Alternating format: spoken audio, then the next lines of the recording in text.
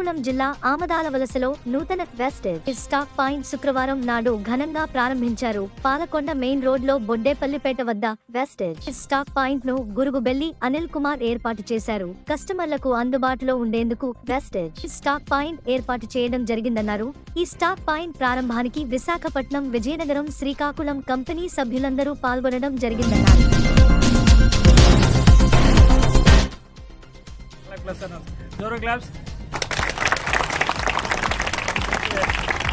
నా పేరు రంజిత్ అండి. బిఫోర్ వెస్టేజ్ రాకముందు, ఇదే వెస్టేజ్ ప్లాట్ఫామ్ రాకముందు కర్నూలులో పనిచేసే వ్యక్తి. ఈరోజు మీరు చూస్తారు ఆవిడ 6 వేలతో పనిచేసే వ్యక్తి.